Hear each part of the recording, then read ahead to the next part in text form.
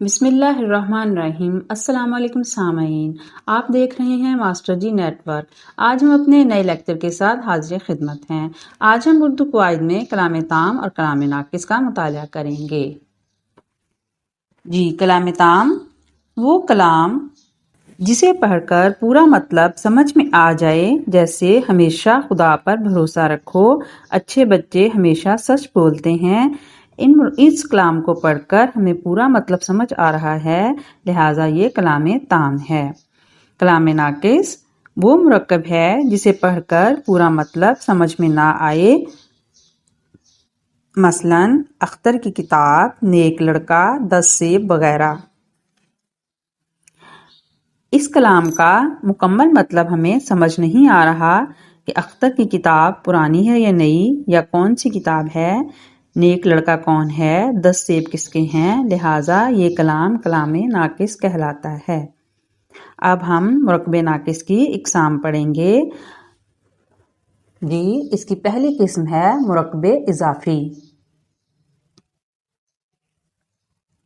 مرکب اضافی وہ مرکب ہے جو مضاف، مضاف الیہ اور حروف اضافت کا کی سے مل کر بنے، جیسے علی کی کتاب، اسلم کا قلم، چمن کے انگور وغیرہ۔ ان جملوں میں علی مضاف الیہ ہے، اسلم اور چمن بھی مضاف الیہ ہیں، جبکہ کتاب، قلم اور انگور مضاف ہیں اور کی حرف اضافی ہیں۔ بعض اوقات مضاف الیہ کی جگہ تیرا، تیرے، تیری، میرا، میرے، میری، تمہارا، تمہارے، تمہاری وغیرہ استعمال ہوتے ہیں، اور آپ جانتے ہیں کہ وہ الفاظ جو اسم کی جگہ پر استعمال کیے جاتے ہیں وہ اسم ضمیر کہلاتے ہیں، لہٰذا یہ اسم ضمیر استعمال کی جاتی ہیں، جیسے تیرا گھر، میرا قلم، میرے دوست، میری کتاب وغیرہ۔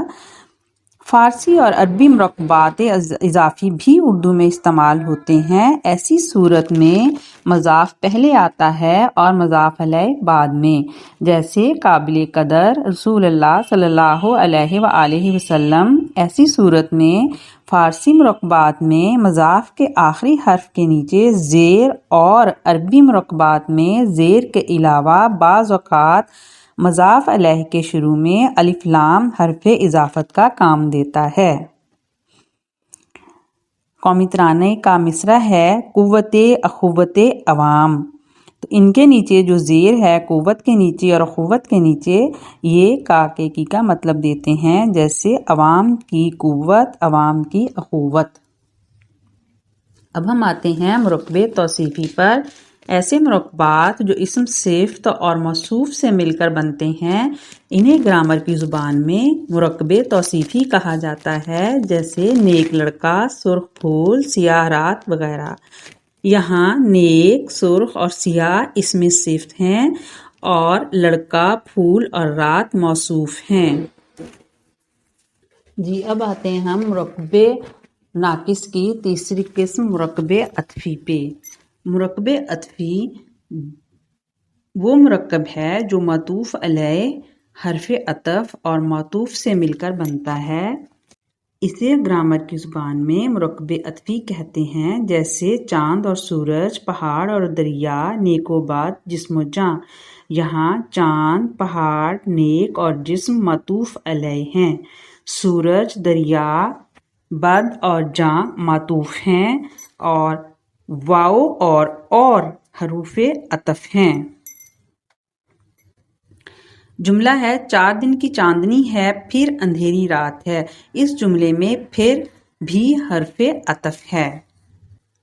مرکب ناقص کی قسم مرکب جاری۔ مرکب جاری وہ مرکب ہے جو حرف جار اور مجرور سے مل کر بنے، اسے گرامر کی زبان میں مرکب جاری کہتے ہیں، جیسے سیالکوٹ تک، بازار میں، اسٹیشن پر، ایئرپورٹ پر، لاہور سے وغیرہ۔ اردو میں مجرور پہلے آتا ہے اور حرف جار بعد میں آتا ہے۔ ان جملوں میں سیالکوٹ، بازار، اسٹیشن، ایئرپورٹ، لاہور مجرور ہیں، اور تک میں سے پر حرف جار ہیں۔ اگلی قسم ہے مرکب اشاری۔ مرکب اشاری وہ مرکب ناقص ہے جو اشارہ اور مشار الیہ کے ملنے سے بنے، جیسے یہ کتاب وہ میز۔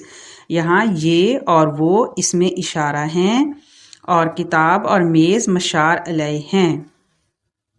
مرکب امتزاجی وہ مرکب ہے جو دو یا دو سے زیادہ الفاظ سے مل کر بنے، جیسے بہاولپور، وزیر آباد، احمد علی شاہ، خلیل احمد خان۔ ان میں یہ بہاولپور بہاول اور پور دو الفاظ سے مل کر بنا ہے، یہ دو الفاظ کا امتزاج ہے۔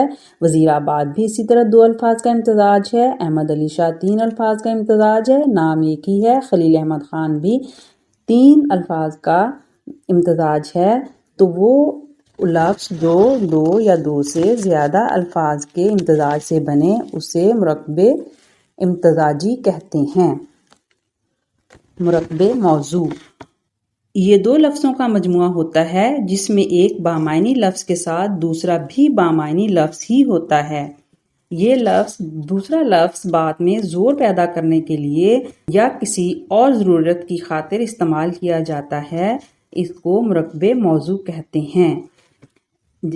مثال ہے دیکھ بھال، چال ڈھال، دانا پانی، روکھی سوکھی، لوٹ مار۔ ان تمام مرکبات میں تمام الفاظ دیکھ بھی بامعنی ہے، بھال بھی بامعنی ہے، چال ڈھال دونوں لفظ بامعنی ہیں، دانا پانی دونوں لفظ بامعنی ہیں، روکھی سوکھی اور لوٹ مار میں بھی دونوں لفظ بامعنی ہیں۔ تو دونوں جن مرکبات میں دونوں الفاظ بامعنی ہوں وہ مرکب موضوع کہلاتے ہیں۔ اب آتے ہیں تابع مہمل کی طرف۔ دو ایسے الفاظ کا مجموعہ ہوتا ہے جس میں ایک لفظ بامعنی ہو اور دوسرا بے معنی ہو۔ ایک لفظ بامعنی دوسرا بے معنی، تو یہ تابع مہمل کہلاتے ہیں مرکبات۔ مثال کے طور پر روٹی ووٹی، جھوٹ موٹ، غلط سلط، گپ شپ وغیرہ۔